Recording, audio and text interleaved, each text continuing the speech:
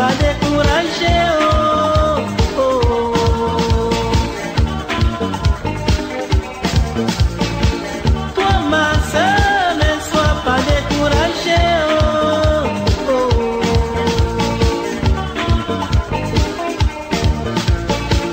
Depuis ta conversion, tu as des problèmes. Depuis un certain temps, tu as des gros amis. Tu es rejeté par tes parents.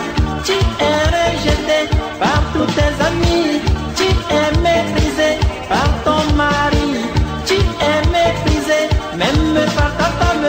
Mais toi, mais toi, mais toi, mais toi, oh.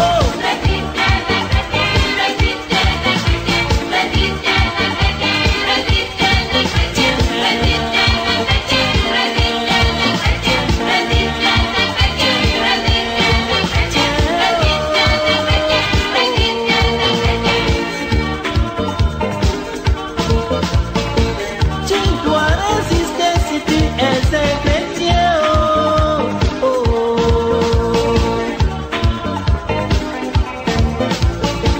Tu dois résister si tu es une chrétienne. Oh.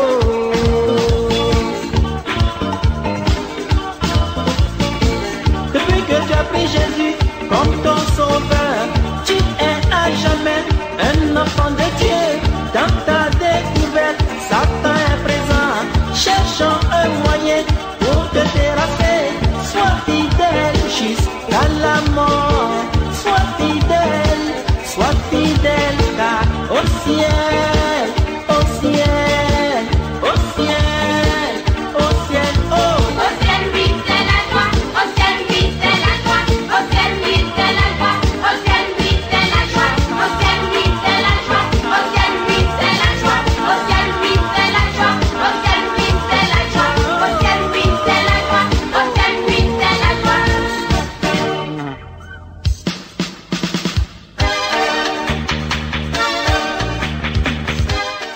Voilà, est-ce qu'on est prêt pour la prédication ce soir? Amen, gloire à Dieu. On va se lever ensemble, si vous voulez bien, pour lire la parole du Seigneur. Et nous allons prendre dans le livre de la Genèse, au chapitre 7 particulièrement. Donc, on prie 7, verset 1er, chapitre 7, verset 1er. Servir notre génération. Titre donc du message. L'Éternel dit à Noé, entre dans l'arche, toi et toute ta maison, toute ta famille, car je t'ai vu juste devant moi parmi cette génération. On va relire le verset. L'Éternel dit à Noé, entre dans l'arche, toi et toute ta maison, car je t'ai vu juste devant moi parmi cette génération. On va lire le verset 9 du chapitre précédent, chapitre 6, verset 9. Il dit, voici la postérité de Noé.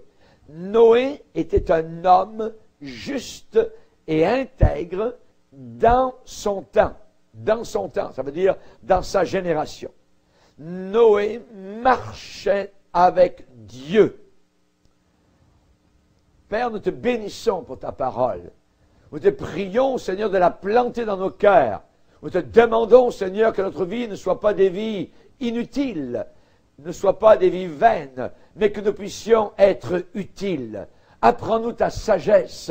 Apprends-nous à bien compter nos jours, les jours qui nous restent à vivre ici-bas sur cette terre. Peut-être qu'il en reste très peu, nous ne le savons pas. Mais toi, Seigneur, tu connais toutes choses. Et nous te prions que ce soir, nous puissions servir. Nous voulons être appelés serviteurs du Dieu vivant et vrai. Merci, Père, de bénir ta parole à nos cœurs. Au nom de ton Fils. Amen. Et tout le peuple dit Amen. Gloire à Dieu. On peut s'asseoir, frères et sœurs, chers amis. Alléluia. Gloire au Seigneur. Ici, on a un passage qui nous parle de Noé. Évidemment, vous savez que Jésus a comparé deux générations qui seraient pas mal identiques, pas mal semblables. La génération qui verra le retour de Jésus-Christ et la génération de Noé. l'état de choses, l'état d'esprit qui régnait du temps de Noé sera le même état d'esprit qui régnera donc lorsque Jésus-Christ va revenir. Et particulièrement, eh bien, nous savons qu'à cette époque-là, du temps de Noé, eh bien, la méchanceté des hommes était grande sur la terre. Donc, une grande méchanceté était sur cette terre et que toutes les pensées du cœur des hommes se portaient chaque jour uniquement vers le mal.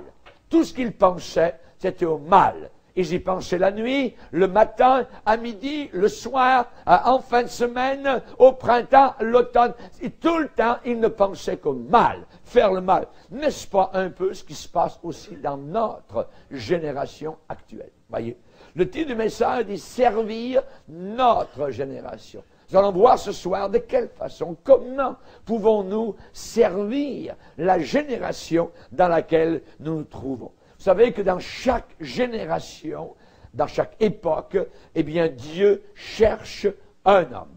Il cherche une personne. Il ne cherche pas 20 000 personnes. Une. Il en cherche une particulièrement.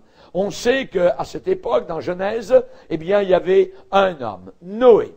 Voyez, Noé, au milieu d'une génération perverse, méchante et corrompue.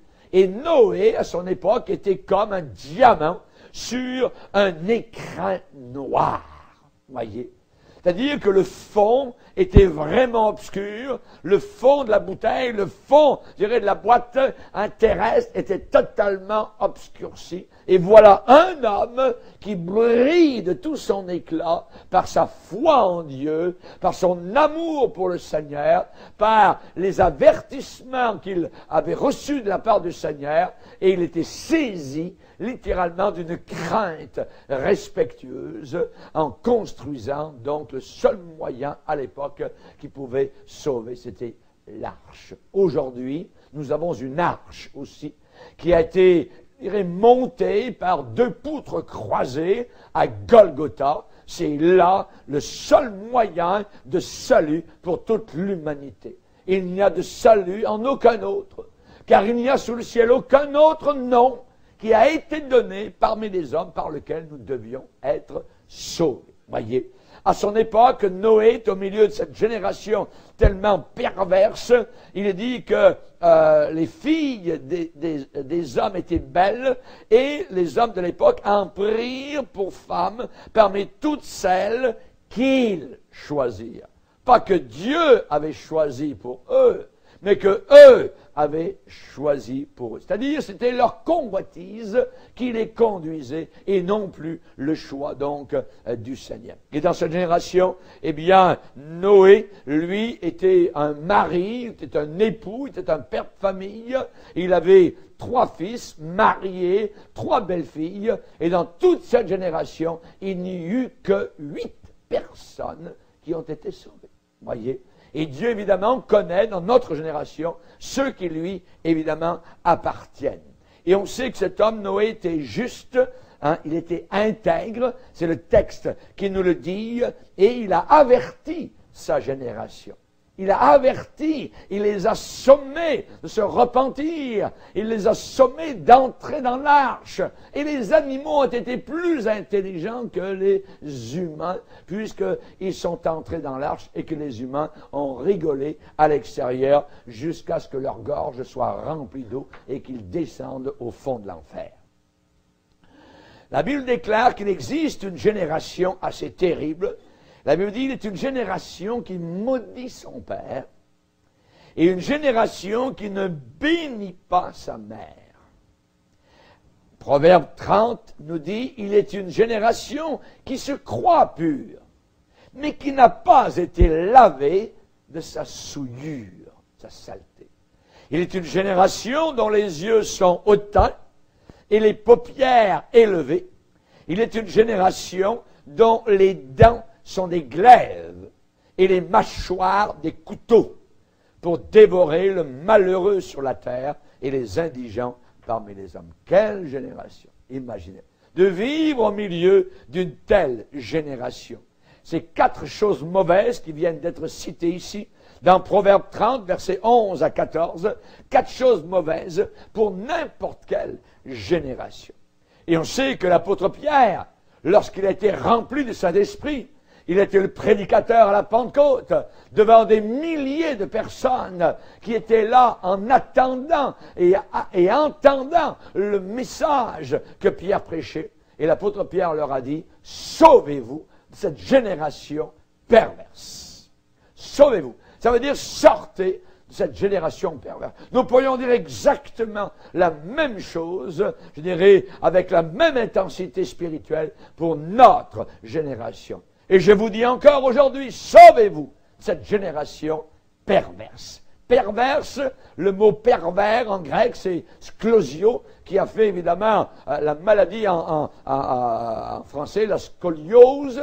C'est évidemment une colonne vertébrale tordue. Vous voyez, ça veut dire les gens sont tordus, littéralement. Pervers, ça veut dire être tordu. Et notre génération l'est évidemment dans ce sens-là. Sauvez-vous. Cette génération perverse, lorsque Esther est arrivée au pouvoir, lorsqu'elle est devenue reine, qu'elle a été élue au milieu d'un champ de beauté qui est de plusieurs pays, voilà que cette jeune fille-là, choisie de Dieu, est devenue reine. Et lorsqu'elle a appris que son propre peuple, parce qu'elle était juive, était évidemment sur le point d'être anéanti totalement par le plan, je dirais, hitlérien, le plan diabolique de Haman, cet homme qui haïssait, voyez, et on sait que Satan a toujours haï la race juive. Eh bien, Esther a entendu de la part de son oncle Mardochée qu'il avait élevé, lui dire, et qui sait, Esther, si ce n'est pas pour un temps comme celui-ci,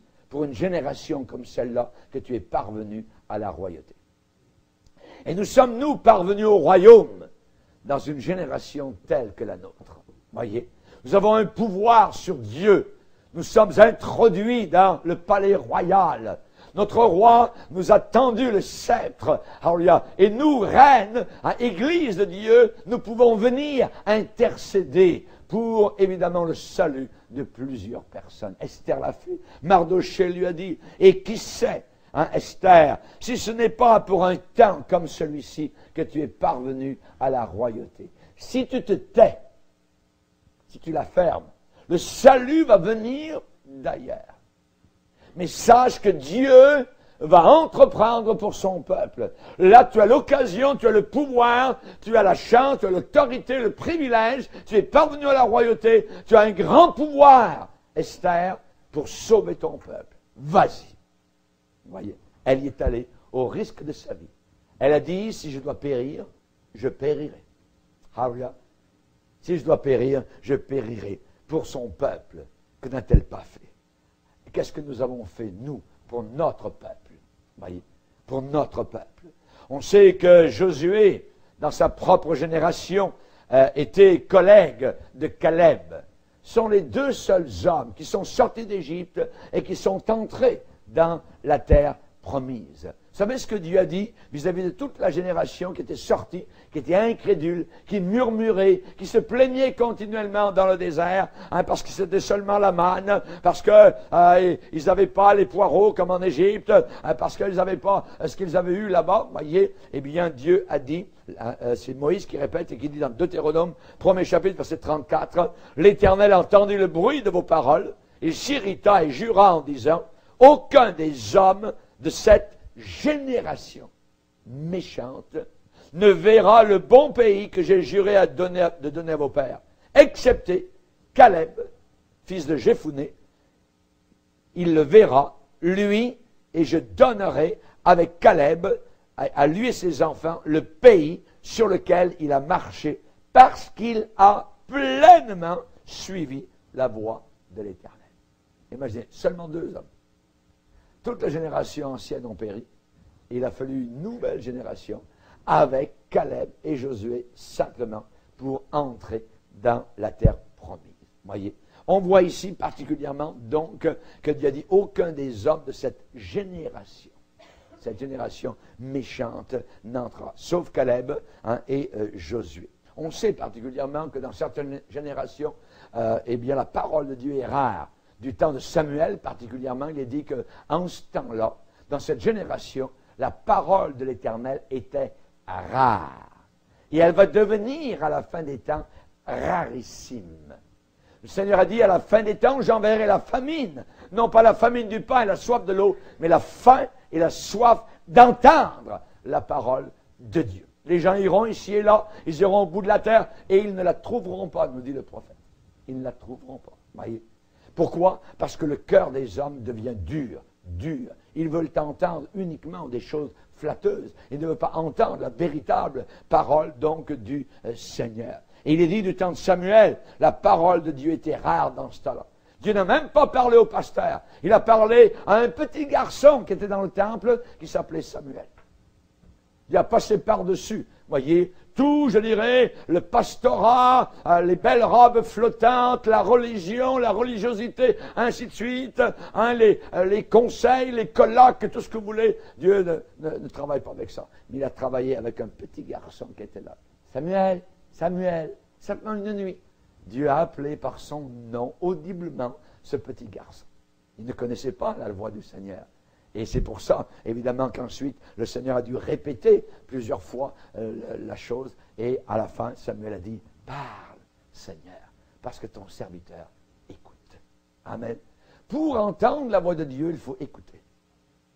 Nous sommes bien souvent pas assez sur l'écoute de ce que Dieu voudrait nous dire. Voyez, on ne s'arrête pas, notre cœur est rempli de va-et-vient, de ceci, de cela. Voyez, Marthe, tu t'agites, tu t'inquiètes pour beaucoup de choses. Une seule chose est nécessaire et ta sœur Marie à mes pieds a choisi la bonne part qui ne lui sera pas ôtée, être aux pieds de Jésus.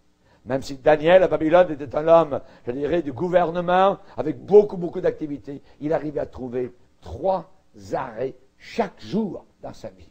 3 arrêts. 3 fois par jour, il pliait les genoux, voyez, il parlait à Dieu, il priait le Seigneur et il louait son Dieu. 3 fois par jour, rendez-vous compte?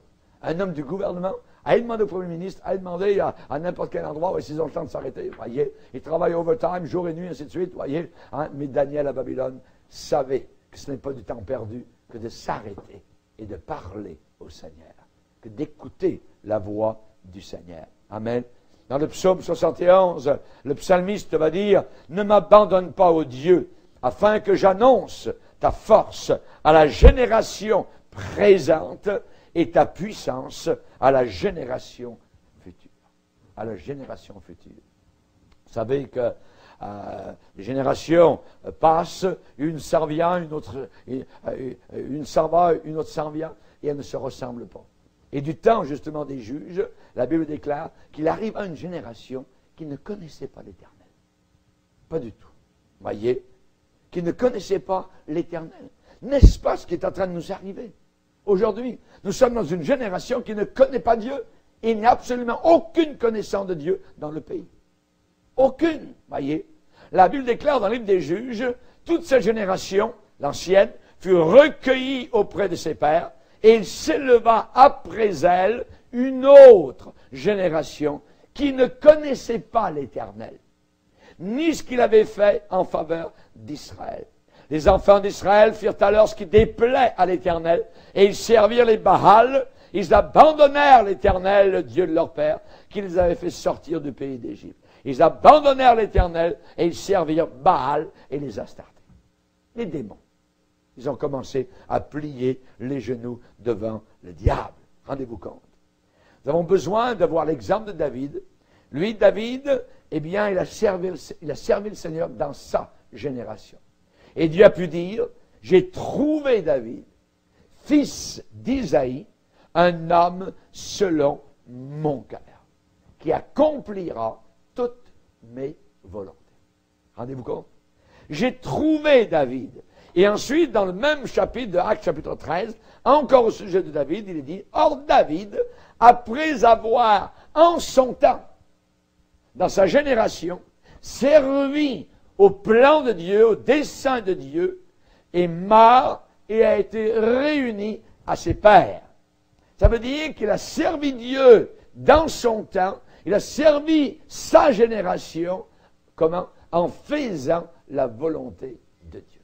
En accomplissant la volonté de Dieu. J'ai trouvé David, hein, homme selon mon cœur, qui accomplira toute ma volonté. Ça veut dire quoi? Si Dieu dit j'ai trouvé, quand vous dites j'ai trouvé un tel, ça veut dire que vous avez cherché. Si vous avez perdu votre portefeuille, et vous dites oh j'ai trouvé mon portefeuille, ça veut dire que vous l'avez cherché. Voyez? Et quand Dieu dit j'ai trouvé David, ça veut dire que Dieu cherche. Dans toutes les générations, Dieu est à la recherche. Dieu cherche et Dieu trouve. Il trouve, voyez, dans chaque génération et dans la nôtre. Dieu regarde au-dessus de notre pays, voyez, et il cherche. Dans chaque génération, Dieu cherche. Les uns meurent, les autres arrivent. Nous allons mourir si Christ ne revient pas bien vite, et une autre génération va arriver.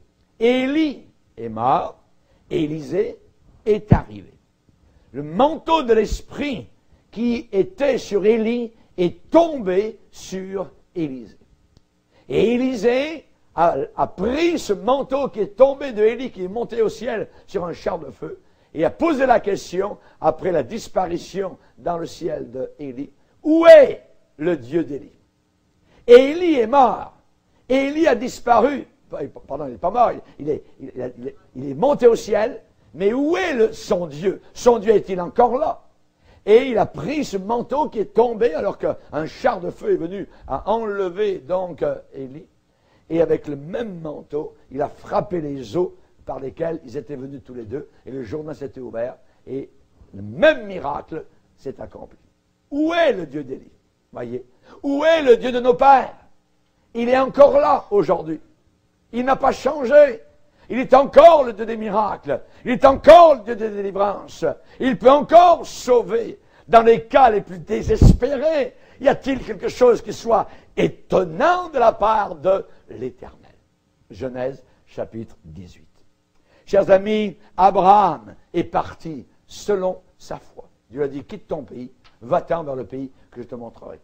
Et il a fait ses bagages, il a fait sa valise, et il est parti. Il est parti. Voyez, l'Éternel étend ses regards sur toute la surface de la terre pour soutenir tous ceux dont le cœur est totalement à lui. Amen. Dieu étend ses regards sur toute la terre. Les astronautes, quand ils sont dans le ciel, ils voient facilement très loin. Ils peuvent voir, je dirais, en même temps, le côté du Canada qui borde le Pacifique, et en même temps, ils peuvent voir le côté du Canada qui borde l'Atlantique. Imaginez, c'est plus de 6000 km de là, c'est une grande vision, mais ils ne peuvent pas voir l'autre côté de la terre en même temps.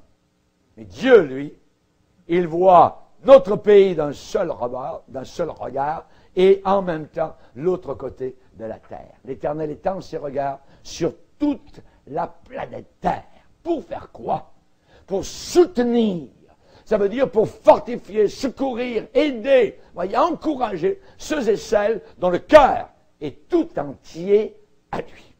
Tout entier. Question, mon cœur est-il entier? Mon cœur est-il entier? Voyez. Moïse, qu'est-ce qu'il a fait? Eh bien, lui, il a unifié le peuple séparé et il les a fait sortir d'Égypte. C'est le plan de Dieu pour lui dans sa génération. Voyez. Et ensuite les conduire, donc, dans le désert. C'était des hommes de foi. Daniel, dans sa génération, c'était d'être un témoin à Babylone, en plein milieu, là où Satan avait son trône. Imaginez. Et Daniel a été un bon témoignage qui nous bénit encore aujourd'hui. Amen. L'apôtre Paul, c'est de planter le drapeau de l'Évangile dans tout l'Empire romain, et d'aller là où le Seigneur le voulait, malgré les naufrages, depuis Israël jusqu'à Rome, jusqu'en Espagne, et ainsi de suite en Illyrie. Il a abondamment répandu l'Évangile de Dieu. C'était le plan de Dieu pour lui dans sa génération. Dans sa génération. Josué, lui, le plan de Dieu, c'était qu'il introduise le peuple d'Israël dans la terre promise, qu'il fasse rentrer et qu'il y ait victoire, donc, en Canaan. Et Dieu a dit à Josué, je serai avec toi comme j'ai été avec Moïse. Mon serviteur Moïse est mort, mais Dieu dit, je ne suis pas mort. Je serai avec toi comme j'ai été avec Moïse. Alléluia, gloire au Seigneur. Notre Dieu sera toujours avec nous, tout le temps.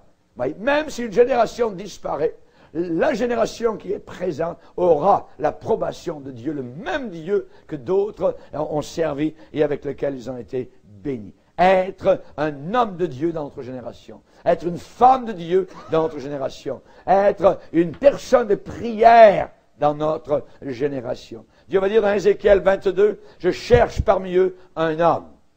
Voyez, Dieu cherche parmi eux un homme qui élève un mur, c'est une image, vous voyez, allégorique, pour montrer quelqu'un qui prie, qui se tienne à la brèche devant moi en faveur du pays. Et à l'époque, Dieu dit, j'en trouve pas. J'en trouve pas. Dieu regardait de Dan à Beersheba, de Dan au nord jusqu'à Beersheba au sud, il regardait d'est en ouest, du Jourdain jusqu'au bord de la Méditerranée, et il ne trouvait personne. Je cherche parmi eux un homme qui élève un mur, qui se tienne à la brèche devant moi en faveur du pays. Dans Ésaïe 59, l'Éternel voit d'un regard indigné qu'il n'y a plus de droiture. Il voit qu'il n'y a pas un homme. Il s'étonne de ce que personne n'intercède. Je suis heureux, évidemment, pour nos réunions de prière. Dieu ne s'étonne pas, puisque nous sommes présents, alléluia, gloire au Seigneur, en train de prier, particulièrement pour nos réunions du vendredi soir, dans la prière, amen. Et nous ne voulons pas que nous s'étonnent en disant, oui, non, ils sont tous là le dimanche, il n'y a personne pour la réunion de prière. Voyez, non, nous sommes là. Voyez, une grande partie de l'Assemblée est encore présente pour chercher la face du Seigneur. Alléluia, gloire au Seigneur. Dans Ésaïe 58, il est dit, on t'appellera réparateur ou réparatrice de brèche. Celui qui restaure les chemins, qui rend le pays habitable. Dieu cherche, Dieu trouve. Amen. Je veux qu'il me trouve. Je veux qu'il te trouve aussi. Évidemment. J'ai trouvé David, un homme selon mon cœur. On sait que particulièrement Saül, le premier roi d'Israël, a été rejeté de Dieu. Rejeté littéralement du Seigneur. Et le prophète Samuel est venu vers ce premier roi et il lui a dit, l'Éternel s'est choisi un homme selon son cœur. Dieu t'a rejeté. Tu désobéis tout le temps. Dieu ne veut plus de toi. Tu ne seras plus roi. Voyez, l'Éternel s'est choisi un homme selon son cœur et l'a destiné à être le chef de son peuple parce que tu n'as pas obéi à l'Éternel. Dieu a rejeté le roi Saül et a placé David. L'apparence extérieure n'est pas suffisante. Voyez, l'apparence extérieure n'est pas du tout suffisante. On sait qu'à la fin des temps, et particulièrement dans notre génération, l'apparence de la piété est très importante. Les gens veulent paraître religieux. Et on sait que c'est un des signes de la fin des temps où l'apôtre Paul va dire que les gens auront l'apparence de la piété. On ne parle pas ici des païens, on parle ici du monde religieux, du monde chrétien, voyez. Juste un vernis, une apparence, voyez. Mais ils en renieront, ce seront des renégats, ce seront des traîtres, des lâches. Ils en renieront ce qui en fait la force. Qu'est-ce qui fait la force du christianisme? Notre séparation d'avec le mal, d'avec l'esprit du monde et d'être rempli du Saint-Esprit. Amen. C'est cela que nous voulons, pas l'apparence, nous voulons la réalité. Et le papa, donc, a présenté ses 7 fils Samuel, qui était le représentant de Dieu particulièrement, et il s'est dit, lequel que Dieu va choisir parmi mes fils, puisque le grand prophète d'Israël, donc, est venu chercher quelqu'un, tout ça. Alors, évidemment, tous les fils passent, ils sont tous là, on peut les imaginer, il y a le grand, il y a le costaud, il y a l'armoire à glace, ainsi de suite, et finalement, Samuel dit au papa, Dieu n'a choisi aucun de ceux-là. Voyons donc, aucun de mes fils, mais qu'est-ce qui se passe? Et Samuel lui dit, eh bien, tu n'as pas encore un autre fils qui n'est pas là, qui n'est pas présent. Il me semble que le Seigneur m'a conduit dans ta famille, c'est là que ça se passe. J'ai bien Bethléem, et là, dans la cour de la ferme, tu as fait venir tes enfants, tes fils, mais Dieu n'a choisi aucun d'eux. Aucun d'eux. Parce que Dieu ne regarde pas à ce que l'homme regarde. Dieu ne prend pas garde à l'apparence, mais Dieu prend garde au cœur. Dieu regarde le cœur. Voyez, le papa pensait que son grand-fils, le plus grand, le plus costaud, ça allait être certainement lui qui allait donc vraiment être le prochain roi. Jésus, dans le Nouveau Testament, reprend la même pensée en disant, vous cherchez à paraître juste devant les hommes, mais Dieu connaît vos cœurs. Car ce qui est élevé parmi les hommes est une abomination aux yeux de Dieu. Ce qui est élevé parmi les hommes, ce qui fait l'orgueil de l'homme, c'est abominable aux yeux de Dieu. Dieu aime l'humilité. Il aime la douceur. Il aime la petitesse. Et le prophète Samuel a dit au roi Saül, quand tu étais petit à tes propres yeux, Dieu ne t'avait-il pas choisi pour être le roi sur Israël? Mais maintenant, tu es devenu trop grand, tu es devenu orgueilleux, et Dieu t'a rejeté. Dieu t'a rejeté. Dieu n'aime pas du tout l'orgueil.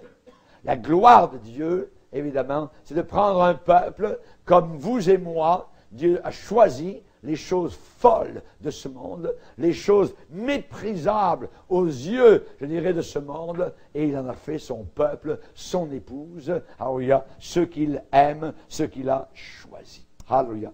Car les pensées de Dieu ne sont pas les pensées des hommes, et les voies de Dieu ne sont pas les voies des hommes. Qu'est-ce que Dieu considère?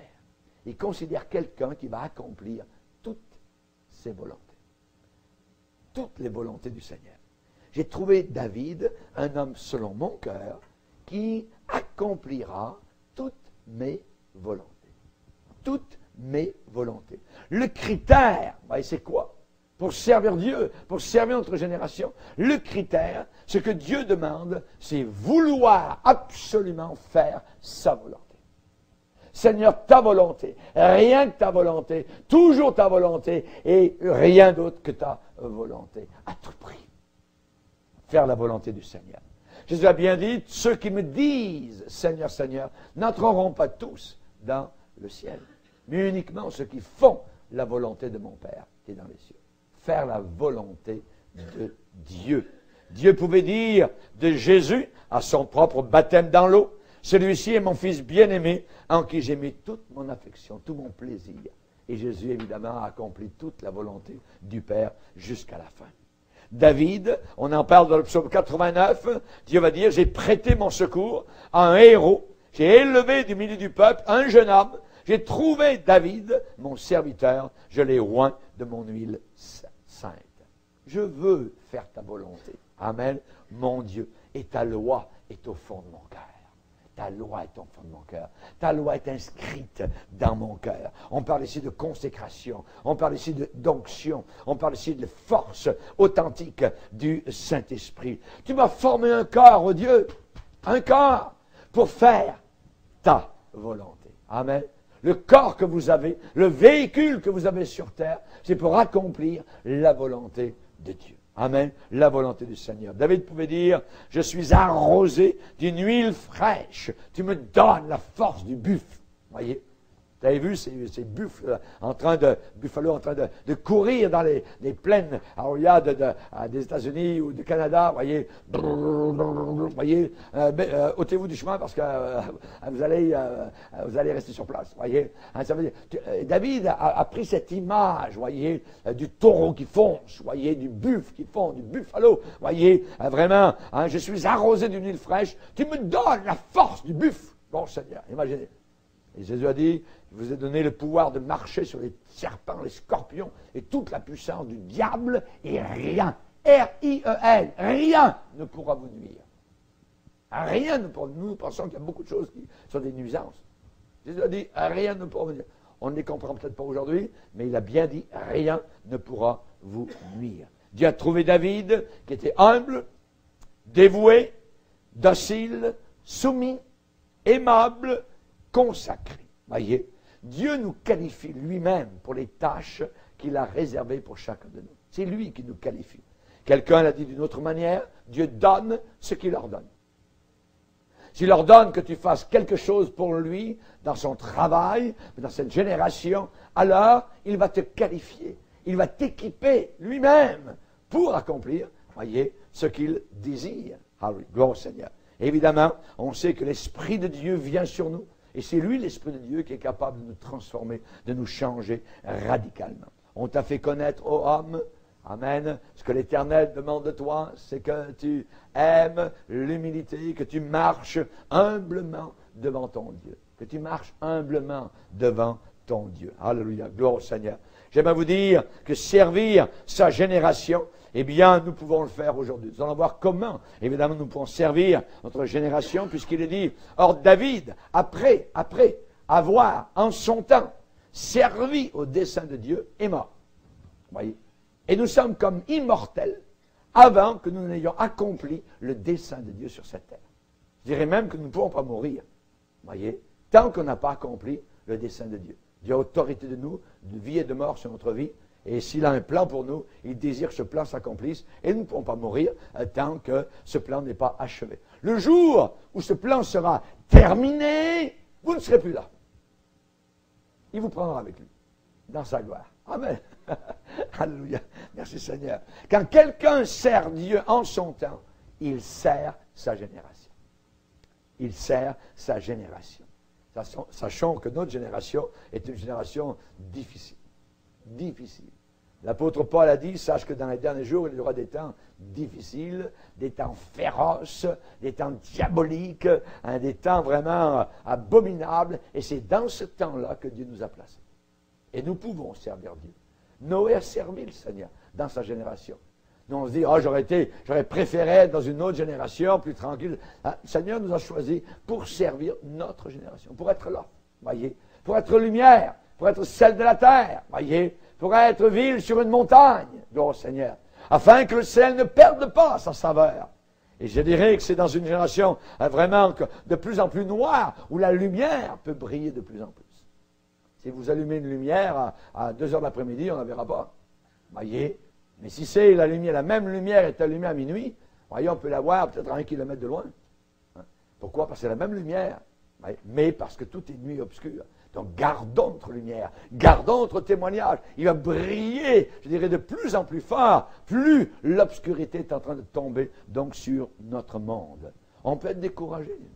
Ça peut arriver en voyant tout ce qui se passe. Mais le Seigneur, n'oubliez pas, dit là où le péché a abondé, sa grâce va surabonder. Amen. Abonder, surabonder. C'est bien abonder. C'est mieux surabonder. Alléluia.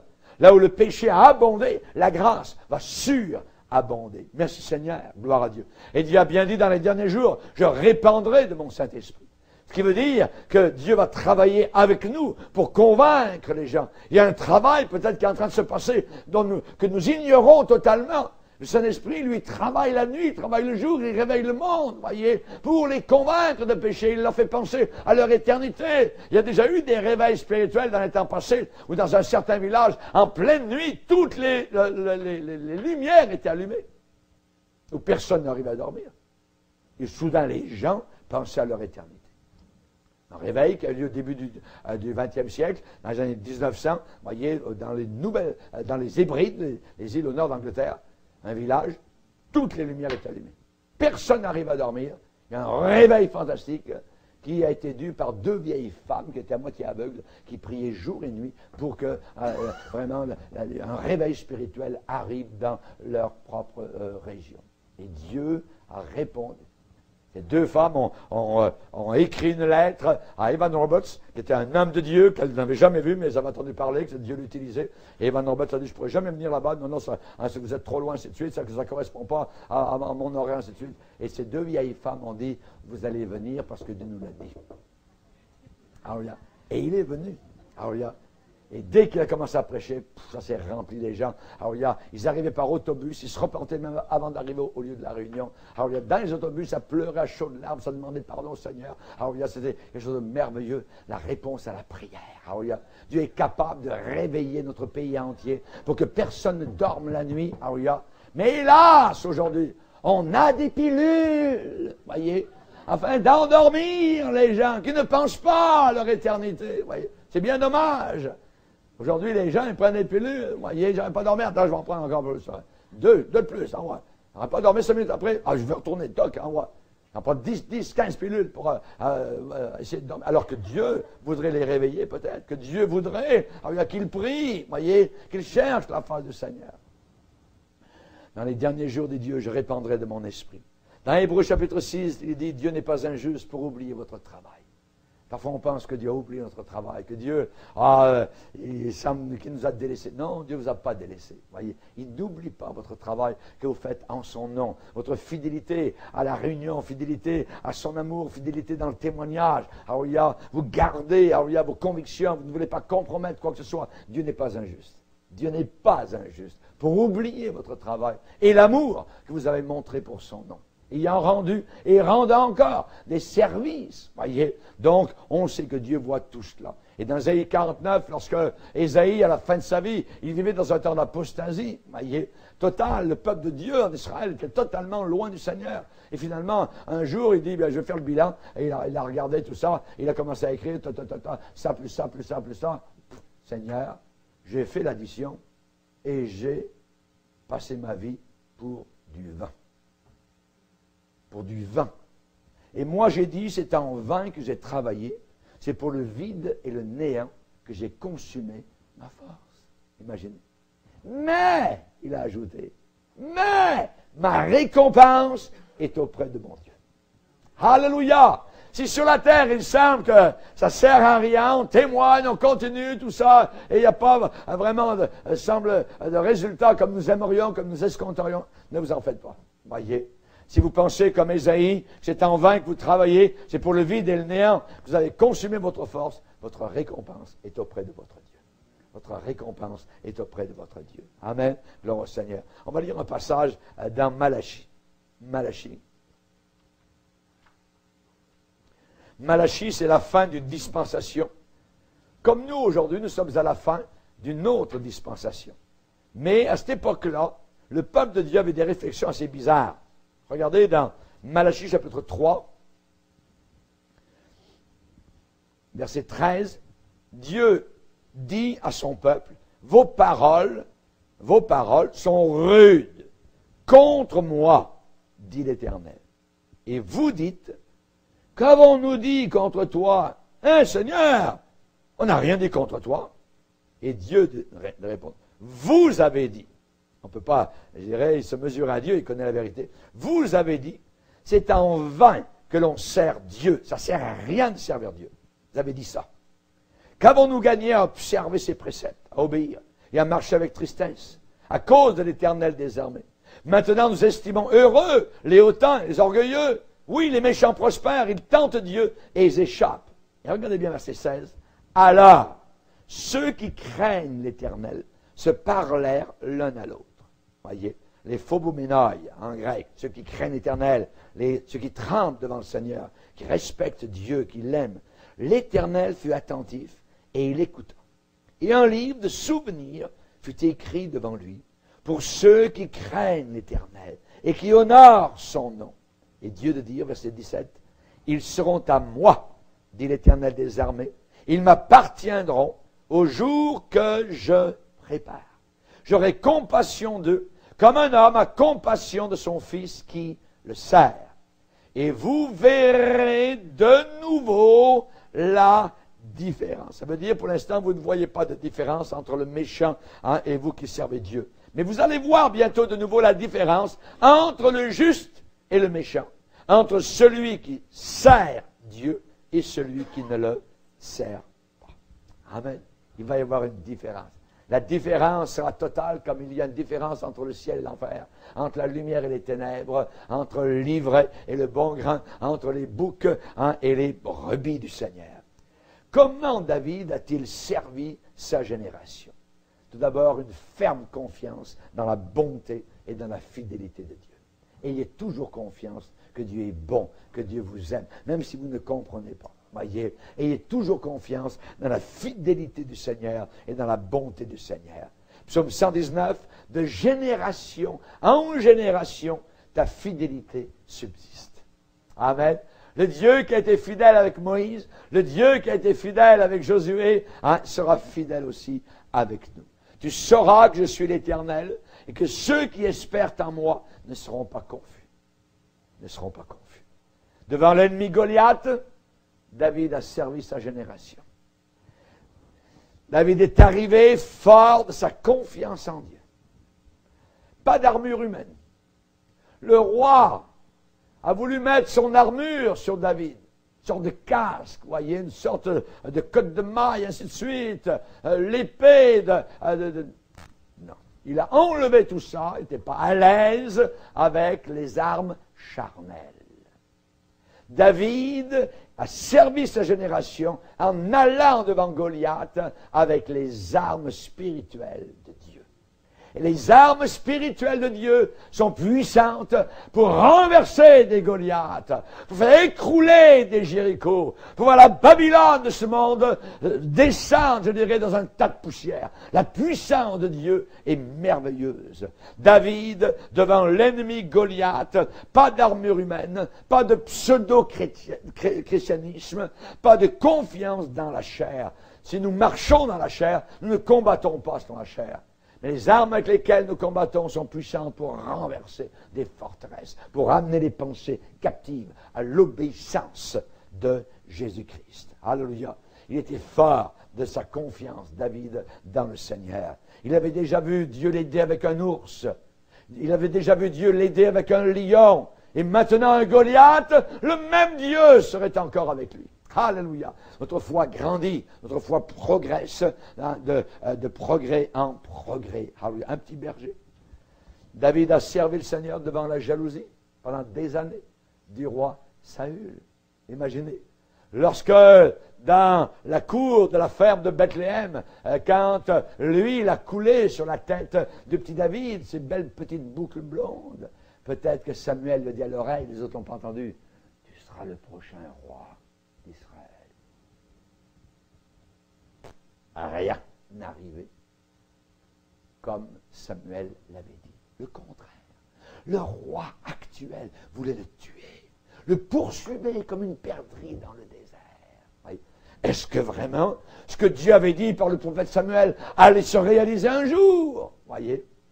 Des années de poursuite, des années dans les cavernes, des années à réfléchir, des années à écrire des psaumes, à prier, à pleurer devant Dieu. Voyez, la formation, Dieu nous forme dans les cavernes d'Adulam. Il nous forme au travers des jalousies des uns et des autres. Il nous forme dans les feux, dans les fournaises chauffées cette fois plus que de coutume. Il forme son âme. Pourquoi? Pour le règne à venir. Dans l'au-delà, nous régnerons. Avez-vous lu dans Apocalypse chapitre 22? Jean dit, et je vis des trônes. Et à ceux à qui il fut donné de s'y asseoir, il fut donné le pouvoir de juger. Hey, pour s'asseoir sur des trônes et juger avec Christ. Paul le dit aux Corinthiens, nous jugerons le monde. Pour devenir juge dans l'éternité, il va falloir être formé moyennement ici-bas sur cette terre. Par les épreuves, par les difficultés, par le mépris de l'un, par la jalousie de l'autre, par un Goliath hargneux devant nous, ainsi de suite. Voyez, David avait plus de succès que le roi Saül, voyez, et il n'était pas roi. On sait qu'un jour il aurait pu tuer le roi Saül. Il est à côté de lui, là, dans la caverne, en train de dormir.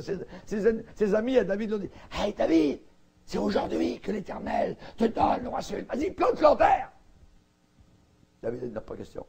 C'est Dieu qui va le planter en terre. Et c'est Dieu qui a eu le dernier mot sur ce méchant roi Saül. Amen. Gloire au Seigneur. Devant l'adversité à Tsiklag, quand tout semblait perdu, voyez, David était dans une grande angoisse parce que ses amis parlaient de le lapider. Parce qu'en arrivant dans le village, tout était brûlé, les femmes et les enfants avaient disparu. Les Amalécites étaient venus pendant qu'ils étaient ailleurs, et tout avait disparu. Et tout le monde pleurait parce qu'il n'y avait plus de larmes. Et David reprit courage en s'appuyant sur l'Éternel son Dieu. Oui, tu peux parfois perdre quasiment courage. Mais Jésus dit, prenez courage. Je peux reprendre courage en m'appuyant. C'est le thème de notre Église cette année. J'apprends à m'appuyer. Ça s'apprend à s'appuyer sur le Seigneur au travers de mes épreuves. Quand je reviens que tout est brûlé, qu'il n'y a plus rien, qu'il n'y a que des fumerolles qui sont là, quand tout a été détruit par l'ennemi, voyez, que faire? Que faire? David reprit courage en s'appuyant sur l'Éternel son Dieu. Il a réarmé ses hommes qui sont partis à la recherche de ces gens-là. Il est dit que David a tout ramené. David ramena tout. Le fils de David, Jésus-Christ, est venu sur cette terre alors que l'ennemi n'avait laissé que des fumerolles, que des choses fumantes, nous avait détruits totalement, nous avait volé, je dirais. On était là comme l'homme battu sur le chemin de Jéricho. Jésus est venu et il s'est mis à la poursuite de l'ennemi et il a tout ramené. Ramenez mon épouse, ramenez mon bien, ramenez ma santé. Il ramène, il redonne la vue, il redonne le courage, la force, la joie, l'espérance. Il y a une nouvelle joie, un nouveau ressort dans notre vie par la puissance du Saint-Esprit. Alléluia, gloire au Seigneur. David a servi sa génération. Amen, gloire au Seigneur. Que d'ennemis nous avons autour de nous. Que d'ennemis parfois nous avons en nous. Voyez, les peurs, les craintes, la maladie, ça peut être l'alcool, ça peut être la cigarette, la drogue, convoitise, jalousie, la haine, concubinage, culpabilité, Satan, un démon, les péchés, l'impureté, l'impudicité, toutes sortes de choses qui peuvent être là. Voyez, David ramena tout. Ramena tout. La paix, la joie, sourire, la victoire sur l'ennemi. Car le royaume de Dieu, c'est la paix, c'est la joie, c'est la justice par le Saint-Esprit. Amen. Et David a servi sa génération en conduisant le peuple de Dieu à une communion avec Dieu. Un jour, David a dit, hey, c'est pas correct. L'arche de l'Alliance, elle est là-bas chez les Philistins. Hey, il faut ramener l'arche d'Alliance qui représentait la présence de Dieu. Et il a ramené l'arche d'Alliance directement jusqu'à Jérusalem. On va le lire dans 1 Chronique, chapitre 16. Alléluia. Il a ramené la louange dans le peuple d'Israël. Dans 1 Chronique, chapitre 16, après qu'on eut amené l'arche de Dieu, on la plaça au milieu de la tente que David avait dressée pour elle. Et l'on offrit devant Dieu des holocaustes, des sacrifices d'action de grâce. Quand David eut achevé d'offrir les holocaustes et les sacrifices d'action de grâce, il bénit le peuple au nom de l'Éternel. Puis il distribua à tous ceux d'Israël, hommes et femmes, à chacun, un bon petit lunch, un pain, une portion de viande et un gâteau de raisin, dessert. Alléluia, gloire au Seigneur. Il remit à des Lévites, alléluia. Moi j'aime bien les gâteaux de raisin, vous voyez, si vous faites un gâteau de raisin, il n'y a pas de problème. Alléluia. Alléluia, mon épouse n'est pas une cuisinière. Il remit à des Lévites la charge de faire le service devant l'arche de l'Éternel, d'invoquer l'Éternel, de louer l'Éternel, de célébrer l'Éternel, le Dieu d'Israël. Amen. De nouveau la louange est revenue. De nouveau ils ont béni le Seigneur. David a servi sa génération de cette façon-là. Gloire au Seigneur. Amen. Si quelqu'un se conserve pur, a dit l'apôtre Paul à Timothée, si quelqu'un se garde pur, hein, il sera un vase d'honneur, sanctifié, utile à son maître, propre à toute bonne œuvre. Un jour, Ésaïe est allé au temple et il a une vision de Dieu, une vision glorieuse du Seigneur. Il a vu les anges qui volaient au-dessus du grand Dieu vivant comme des hélicoptères, imaginez, avec leurs ailes, et ils chantaient Saint, Saint, Saint, Saint, et l'Éternel des armées, la terre est remplie de sa gloire. Il a vu ça, il dit, oh, je suis perdu, Seigneur.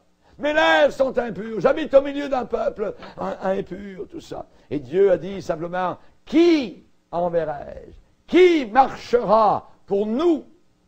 Sainte Trinité. Qui marchera pour nous? Voyez. Et Ésaïe dit, Seigneur, me voici. Envoie-moi. Envoie-moi, Seigneur. J'irai. Enoch a servi sa génération en marchant avec Dieu. Noé a servi sa génération en marchant avec Dieu. Dieu a dit à Gédéon, va avec cette force que tu as. Jérémie, tu iras vers tous ceux vers lesquels je t'enverrai et tu leur diras mes paroles. Oh, mais je suis un enfant, je n'ai pas parlé. Dis pas je suis un enfant. Tu iras vers tous ceux vers lesquels je t'enverrai et tu leur diras mes paroles. Mes paroles. Amen. Ézéchiel, qu'ils écoutent ou qu'ils n'écoutent pas, ça n'a pas d'importance. Ça n'a pas d'importance. Dis-leur mon message. Annonce-leur. Annonce mon message. Jésus a dit, allez par tout le monde, prêchez la bonne nouvelle. Je suis avec vous tous les jours jusqu'à la fin du monde. Allez-y. Apportez la parole de Dieu. Nous ne sauvons personne. Ce n'est pas nous qui sauvons. nous, on annonce. On est des annonciateurs, des proclamateurs, voyez, des héros, alléluia, de l'Évangile. Jésus dit, levez les yeux, regardez les champs, ils blanchissent déjà. Ça veut dire qu'il peut y avoir encore, alléluia, à la fin des temps, une récolte merveilleuse d'âmes qui veulent, alléluia, du Seigneur. Ceux qui sèment avec larmes moissonneront avec chant d'allégresse. Alléluia. Celui qui marche en pleurant quand il porte la semence revient avec allégresse quand il porte les gerbes dans ses bras. Baissons nos têtes et prions Dieu. Alléluia. Seigneur, nous te bénissons. Nous voulons servir notre génération.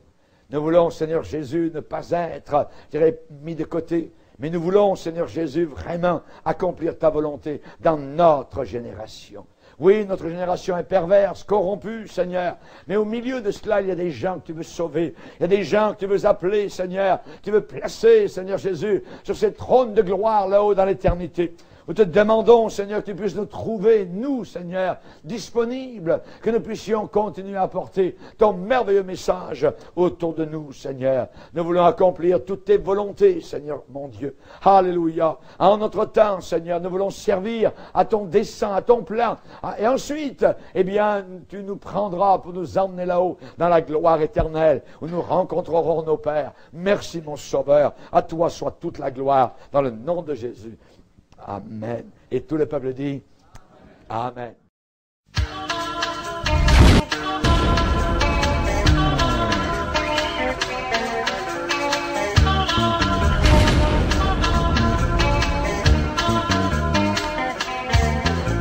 Oh oui, oh, oh oui, oh.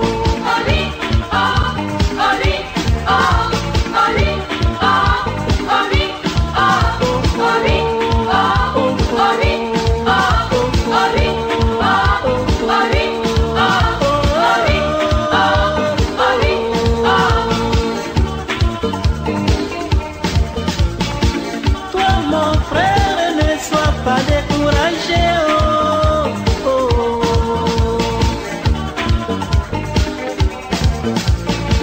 Toi ma sœur, ne sois pas découragé, oh, oh.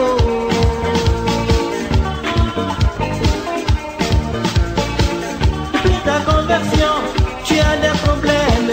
Depuis un certain temps, tu as des gros amis. Tu es rejeté par tes parents. Tu es rejeté par tous tes amis. Tu es méprisé par ton mari. Tu es méprisé même par ta femme. Mais toi,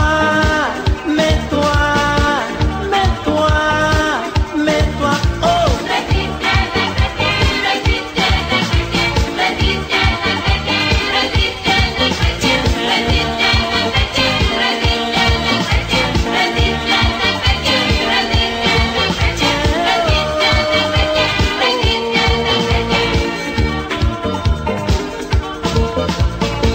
Tu dois résister si tu es un chrétien, oh, oh.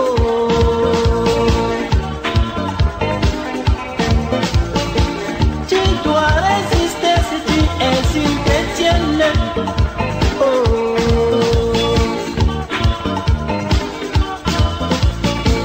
Depuis que tu as pris Jésus comme ton